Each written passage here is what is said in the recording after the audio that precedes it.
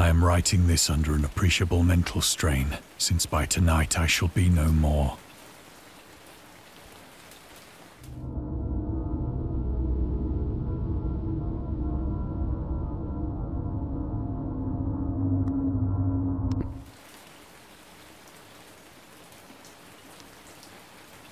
Penniless, and at the end of my supply of the drug which alone makes life endurable, I can bear the torture no longer, and shall cast myself from this garret window into the squalid street below. Do not think from my slavery to morphine that I am a weakling or a degenerate.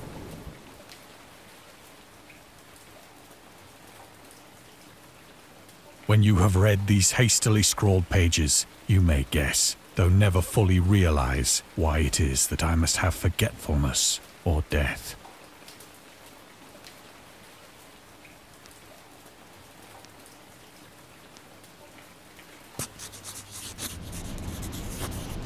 It was in one of the most open and least frequented parts of the broad Pacific that the packet of which I was supercargo fell a victim to the German sea raider.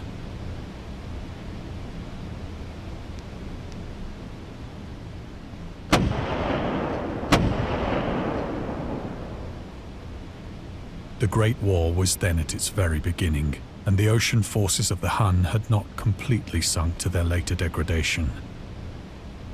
So that our vessel was made a legitimate prize, whilst we of her crew were treated with all the fairness and consideration due us as naval prisoners.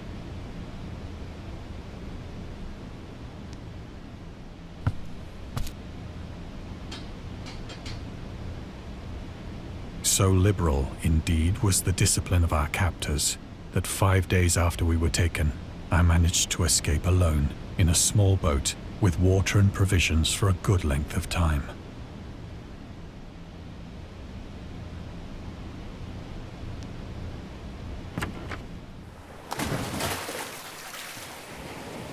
When I finally found myself adrift and free, I had but little idea of my surroundings. Never a competent navigator, I could only guess vaguely by the sun and stars that I was somewhat south of the equator. Of the longitude, I knew nothing, and no island or coastline was in sight.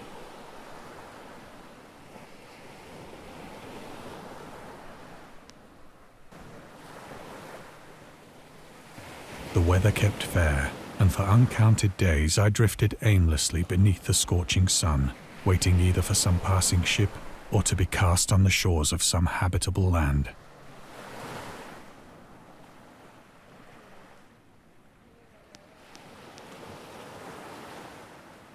But neither ship nor land appeared, and I began to despair in my solitude upon the heaving vastness of unbroken blue. The change happened whilst I slept. Its details I shall never know, for my slumber, though troubled and dream-infested, was continuous.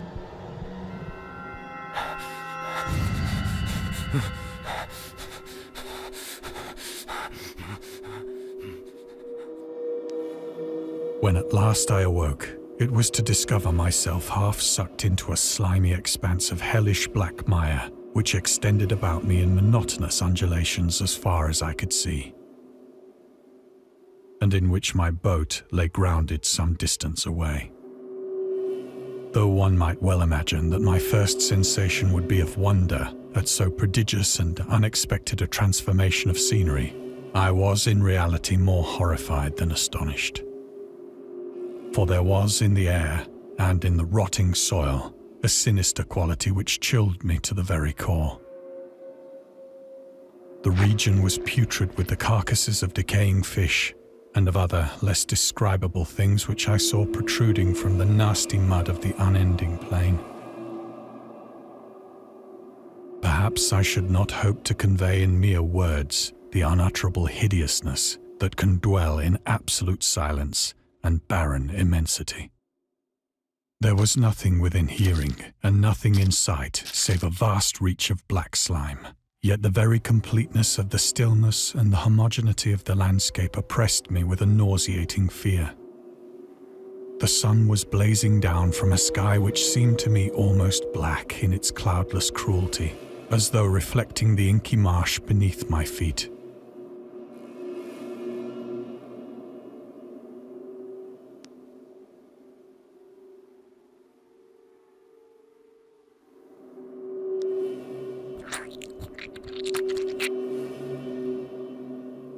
As I crawled into the stranded boat, I realized that only one theory could explain my position. Through some unprecedented volcanic upheaval, a portion of the ocean floor must have been thrown to the surface, exposing regions for which innumerable millions of years had lain hidden under unfathomable watery depths. So great was the extent of the new land which had risen beneath me, that I could not detect the faintest noise of the surging ocean, straining my ears as I might. Nor were there any seafowl to prey upon the dead things.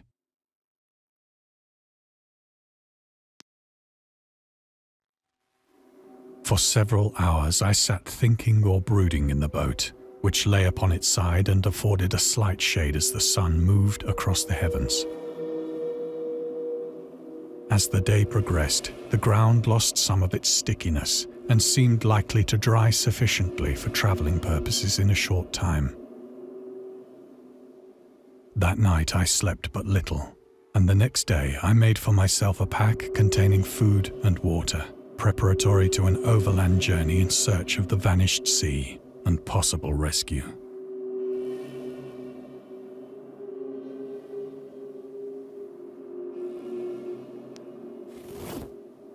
On the third morning, I found the soil dry enough to walk upon with ease. The odor of the fish was maddening, but I was too much concerned with graver things to mind so slight an evil, and set out boldly for an unknown goal.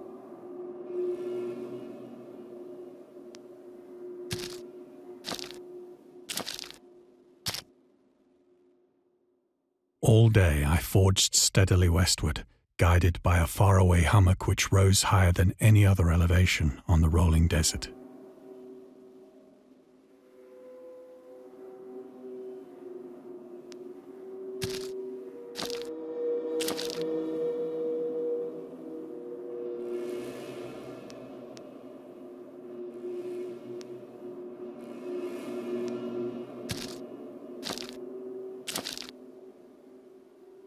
That night, I encamped, and on the following day still travelled toward the hummock, though that object seemed scarcely nearer than when I had first espied it.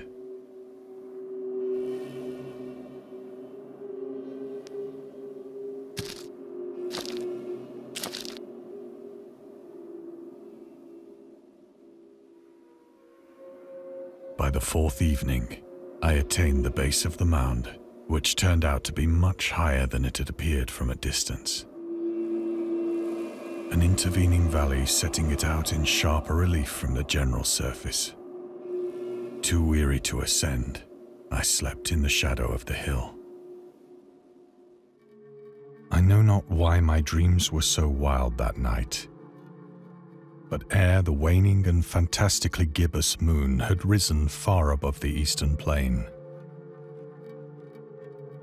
I was awake in a cold perspiration, determined to sleep no more. Such visions as I had experienced were too much for me to endure again. And in the glow of the moon I saw how unwise I had been to travel by day. Without the glare of the parching sun, my journey would have cost me less energy.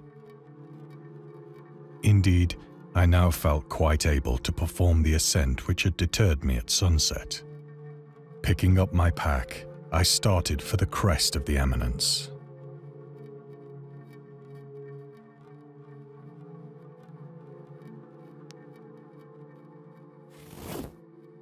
I have said that the unbroken monotony of the rolling plain was a source of vague horror to me. But I think my horror was greater when I gained the summit of the mound and looked down the other side into an immeasurable pit or canyon, whose black recesses the moon had not yet soared high enough to illumine. I felt myself on the edge of the world, peering over the rim into a fathomless chaos of eternal night. Through my terror ran curious reminiscences of Paradise Lost, and of Satan's hideous climb through the unfashioned realms of darkness. As the moon climbed higher in the sky, I began to see that the slopes of the valley were not quite so perpendicular as I had imagined. Ledges and outcroppings of rock afforded fairly easy footholds for a descent, whilst after a drop of only a few hundred feet, the declivity became very gradual.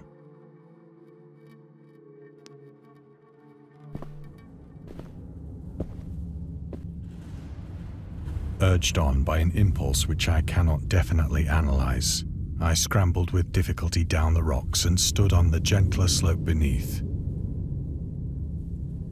gazing into the Stygian deeps, where no light had yet penetrated. All at once, my attention was captured by a vast and singular object on the opposite slope, which rose steeply about 100 yards ahead of me. An object that gleamed whitely in the newly bestowed rays of the ascending moon.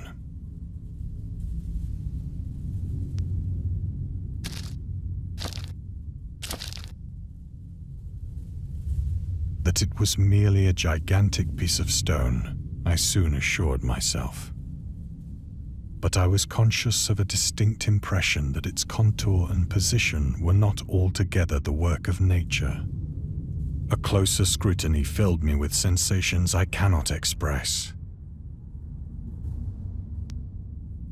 For despite its enormous magnitude, and its position in an abyss which had yawned at the bottom of the sea since the world was young, I perceived beyond a doubt that the strange object was a well-shaped monolith, whose massive bulk had known the workmanship and perhaps the worship of living and thinking creatures. Dazed and frightened, yet not without a certain thrill of the scientist's or archaeologist's delight, I examined my surroundings more closely.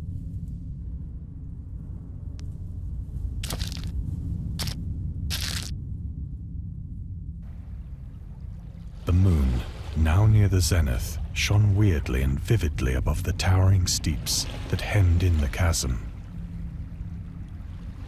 and revealed the fact that a far-flung body of water flowed at the bottom, winding out of sight in both directions and almost lapping my feet as I stood on the slope.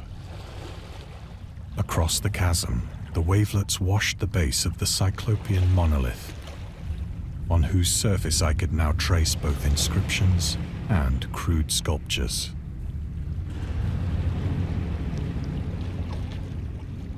The writing was in a system of hieroglyphics unknown to me and unlike anything I'd ever seen in books, consisting for the most part of conventionalized aquatic symbols such as fishes, eels, octopi, crustaceans, mollusks, whales, and the like.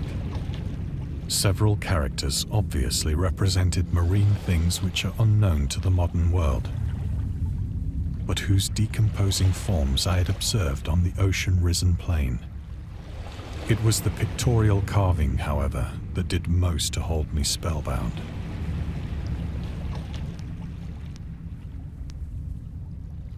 Plainly visible across the intervening water, on account of their enormous size, were an array of bas-reliefs whose subjects would have excited the envy of a Doré. I think that these things were supposed to depict men, at least a certain sort of men, though the creatures were shown disporting like fishes in the waters of some marine grotto, or paying homage at some monolithic shrine which appeared to be under the waves as well. Of their faces and forms I dare not speak in detail, for the mere remembrance makes me grow faint. Grotesque beyond the imagination of a Poe or a Bulwer, they were damnably human in general outline, despite webbed hands and feet, shockingly wide and flabby lips, glassy, bulging eyes, and other features less pleasant to recall. Curiously enough, they seem to have been chiseled badly out of proportion with their scenic background. For one of the creatures was shown in the act of killing a whale, represented as but little larger than himself. I remarked, as I say, their grotesqueness and strange size, but in a moment decided that they were merely the imaginary gods of some primitive fishing or seafaring tribe. Some tribe whose last descendant had perished eras before the first ancestor of the Piltdown or Neanderthal man was born. Awestruck at this unexpected glimpse into a past beyond the conception of the most daring anthropologist, I stood musing whilst the moon cast queer reflections on the silent channel before me.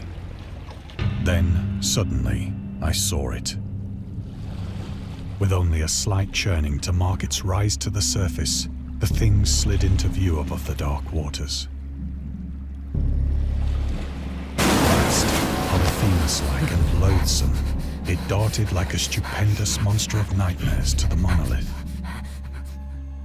about which it flung its gigantic scaly arms, the while it bowed its hideous head and gave vent to certain measured sounds. I think I went mad then. Of my frantic ascent of the slope and cliff, and of my delirious journey back to the stranded boat, I remember little.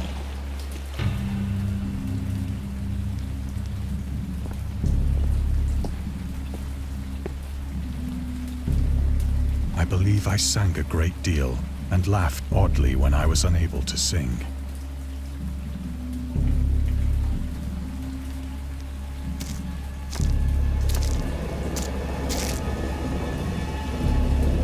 I have indistinct recollections of a great storm sometime after I reached the boat. At any rate, I know that I heard pearls of thunder and other tones which nature utters only in her wildest moods.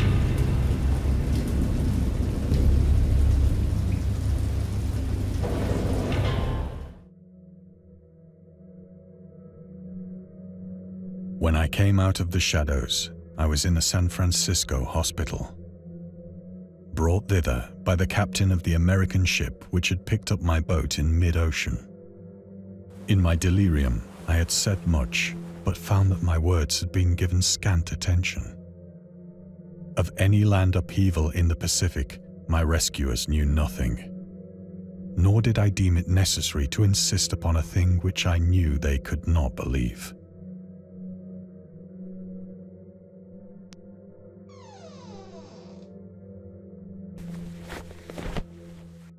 Once I sought out a celebrated ethnologist and amused him with peculiar questions regarding the ancient Philistine legend of Dagon, the fish god.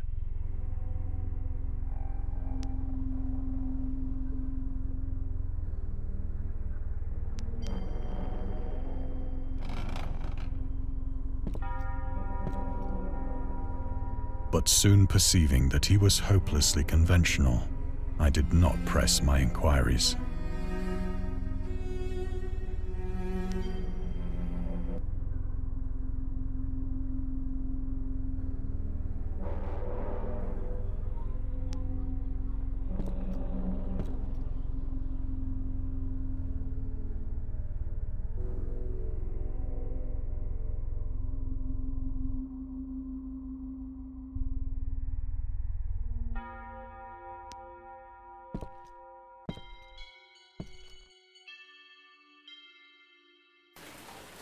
It is at night, especially when the moon is gibbous and waning, that I see the thing. I tried morphine, but the drug has given only transient surcease and has drawn me into its clutches as a hopeless slave. So now I am to end it all, having written a full account for the information or the contemptuous amusement of my fellow men.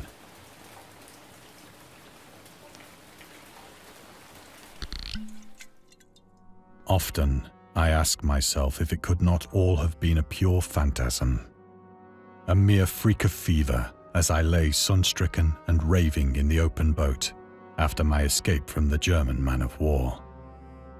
This I ask myself, but ever does there come before me a hideously vivid vision in reply. I cannot think of the deep sea without shuddering at the nameless things that may at this very moment be crawling and floundering on its slimy bed, worshipping their ancient stone idols and carving their own detestable likenesses on submarine obelisks of water-soaked granite. I dream of a day when they may rise above the billows to drag down into their reeking talons the remnants of puny, war-exhausted mankind. Of a day when the land shall sink and the dark ocean shall ascend amidst universal pandemonium.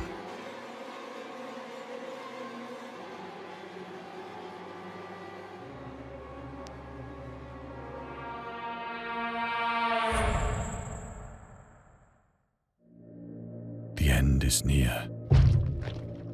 I hear a noise at the door, as of some immense slippery body lumbering against it.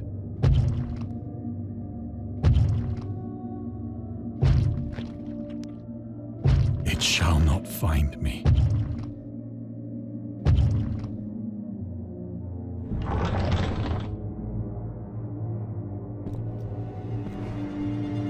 God, that hand!